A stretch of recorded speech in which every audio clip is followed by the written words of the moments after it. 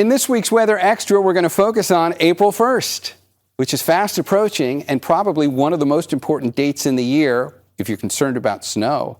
But before we get to that and why it's such an important date, you don't need a reminder, but certainly it doesn't hurt to bring up what the last several summers have looked like. And not only the last several summers, but the late falls and sometimes the winters. Fire season has been setting records in unprecedented ways here. And considering where we are with the drought, this is no doubt top of mind for many people. We're going to come back to this in 1 second and how this ties in to the April 1st date. But for a moment, let's go to April 1st. Snow survey. April 1st is the most important snow survey of the year because on April 1st, the snowpack has typically on average reached its deepest in the Sierra. That's also the point at which the snow starts to melt off really fast. Here's what we look like right now. Beautiful image of us from space, and you can see the snowpack in the Sierra. It looks pretty good when you consider the fact we've only got about 50% of average. But you don't really tell a whole lot. You're just looking at what the snow looks like on the surface. Here's a comparison to what the snowpack looked like in March of 2019. That was the last year we had a really good snowpack. Not only does the snow look far more impressive, the entire state of California looks vastly different on the color scheme. Look how much more green there was here in March of 2019 compared to where we are today, and I'm going to advance it to today. Same exact time of year, vastly different story. We know how dry this year has been. We also know how important the snowpack is to this state. And on April 1st, we're going to find out where things stand. But looking ahead, it's likely going to come in at about 50% of average for this time of year. Here's one way of looking what this snow season has looked like. If you just look at one reporting station, the Central Sierra Snow Lab, UC Berkeley runs that. It sits up near Donner Pass. They've got one of the best records for how Sierra snow has behaved really over the last 100 years. And if you take a look at the arcing line on here, it shows you how the snowpack has behaved over the course of the year on average. October's over there. We go all the way ahead to June here. But what we're most interested in is April 1st, which is right there. And that line, that straight black line, that's this year. These are all of the years over history showing you the extremes, from the really big ones to the really snowless ones. And that little green box right there, it's this little X, that shows you where the average is, where the mean is. We're below that. At the Central Sierra Snow Lab, we're maybe at about 60%. It's not bad. But for the Sierra as a whole, we're at half of what we should have gotten. And really, virtually all of it came in December. You see how much the line jumped up there in December? If we didn't have that storm cycle over the last 2 weeks of December, which was the snowiest December they'd ever recorded here, we would be sitting virtually at zero. This might have been the absolute driest because it really hasn't snowed up there in any meaningful way outside that window. So that has consequences. First thing we look at is how dry is the soil across the state. Look at the Sierra.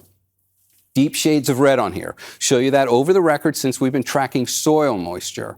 The soils in the Sierra in general are at near record levels for being dry for this point in the year. That's not a good sign, even considering we've got 50% of the snowpack. When you get down into the mid-levels of the Sierra, where much of the forest is, the soil there is critically dry. But there are more important and more helpful ways to look at this. We have to keep the perspective how we did for precipitation as a whole across the state, not just the snow.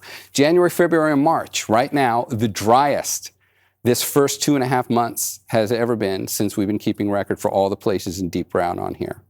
But if we look at the temperatures are also pretty warm. Maybe not the warmest January, February, and first half of March we've ever had, but the areas shaded in deep red on here show you we're at least up in the 90th percentile on that, so pretty darn warm there. And when you put those two together, watch this part of the state, because I'm going to show you what might be the most important way of looking at the landscape in terms of its vulnerability to fire. This is a map showing you the vapor pressure deficit. It's an odd term. It doesn't come up often, but it really is one of the more important ones if you want to know the condition of the landscape in terms of vulnerability to fire. Vapor pressure deficit is telling you how much the atmosphere is pulling moisture out of the landscape. And it's a combination not only of how dry the land is, but how thirsty the atmosphere is. Not a whole lot of precipitation, warmer than average temperatures, you can pull more moisture out of the landscape that way. The vapor pressure deficit is quite high, even at this point in the year. As we head into the dry summer months, before we go into fire season, we're likely going to be seeing that reading come in a lot higher if we don't get any significant storms, and we're fast approaching, the end of the season when we could really hope for that. Another way to look at the landscape, you see the area over here for the Coast Range north of the Bay Area? It says NC02 on there. Let's look at that region. This tells you what the energy release component is, another obscure way of measuring how dry the landscape is. This one's telling you that should a fire get started, the fuel that's there, the grass, the twigs, the trees, how dry they are, and how much energy they've got as a consequence of being that dry to really get going should a fire get started. The red line shows you where the record values are for driest amounts throughout the year.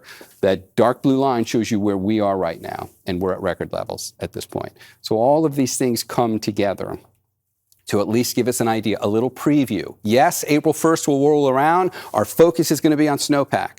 But once we get past that, and once we get past that disappointing number, our focus is going to start shifting more and more over the next few months to the condition the landscape is in terms of wildfire. And at this point, it is looking like a concerning one.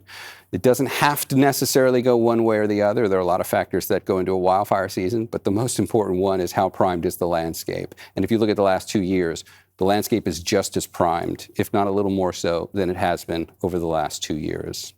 Okay, on that note, that is this week's Weather Extra. Paul Hagen will be in next week with another one.